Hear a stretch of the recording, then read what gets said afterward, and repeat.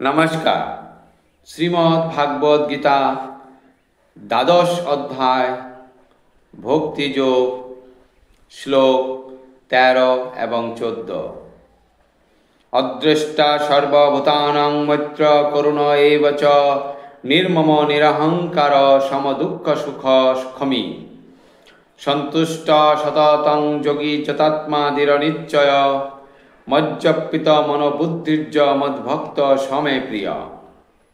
অনুবাদ: যিনি সমস্ত জীবের প্রতি দেশশূন্য, বন্ধুভাবাপন্ন, কৃপালু, মমত্ব, বুদ্ধিশূন্য, নিরহংকার, সুখে ও দুঃখে সমভাবাপন্ন, ক্ষমাশীল, সর্বদা সন্তুষ্ট, সর্বদা ভক্তিযোগে যুক্ত, সংযত স্বভাব, দৃঢ় সংকল্পযুক্ত এবং যার মন ও বুদ্ধি সর্বদা আমাতে অর্পিত, তিনি আমার প্রিয় ভক্ত।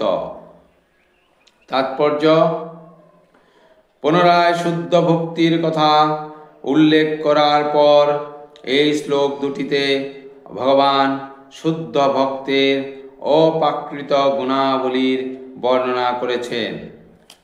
শুদ্ধ ভক্ত কোনো অবস্থাতেই বিচলিত হন না। তিনি কারো প্রতি ঈর্ষাপরায়ণ নন, এমনকি তিনি তার শত্রুর প্রতিও শত্রুতা করেন না।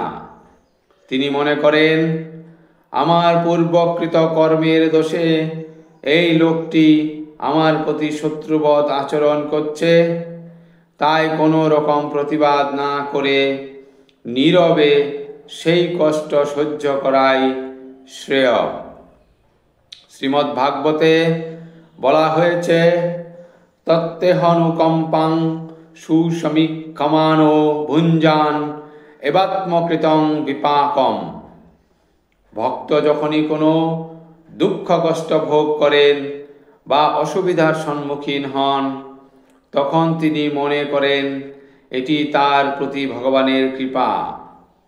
তিনি মনে করেন, আমার পূর্বকৃত অপকর্মের ফলস্বরূপ আমার দুঃখের বোঝা আরও বেশি হওয়া উচিত ছিল, কিন্তু পরমেশ্বর ভগবানের কৃপার ফলে আমার সেই দুঃখের ভার লাঘব হয়ে গেছে। ভগবান শ্রীকৃষ্ণের কৃপায় আমি কেবল অল্প একটু কষ্ট পাচ্ছি, তাই নানা দুঃখ দুর্দশা সত্ত্বেও তিনি সর্বদাই শান্ত, নীরব ও সহনশীল। ভগবত ভক্ত সকলের প্রতি করুণা প্রদর্শন করেন, এমনকি তার শত্রুর প্রতিও। নির্মম বলতে বোঝায় যে ভক্ত দেহ সম্পর্কিত সুখ ও যন্ত্রণাকে তত গুরুত্ব দেন না, কারণ তিনি ভালোভাবে জানেন যে তিনি জড়দেহ নন। তিনি তার জড়দেহটিকে তার স্বরূপ বলে মোটেই মনে করেন না। তাই তিনি সর্বতোভাবে অহংকার মুক্ত এবং সুখ ও দুঃখ উভয় অবস্থাতেই সমভাবাপন্ন।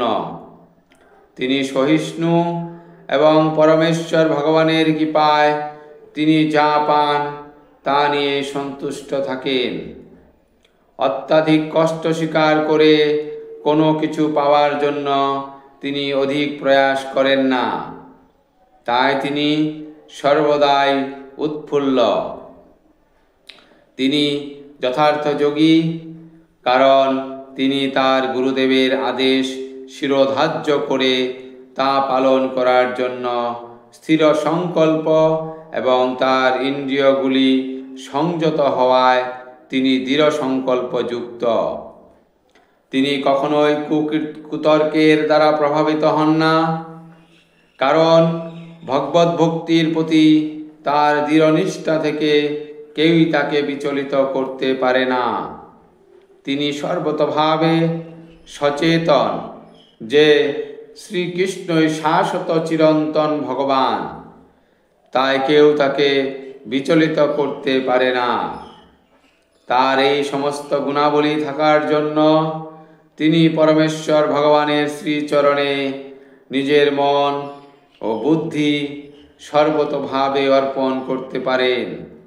এই প্রকার উন্নত মানের ভগবত ভক্তি নিঃসন্দেহে অত্যন্ত দুর্লভ, কিন্তু ভগবত ভক্ত ভক্তিযোগের বিধিনিষেধ পালন করার ফলে সেই স্তরে অধিষ্ঠিত হন।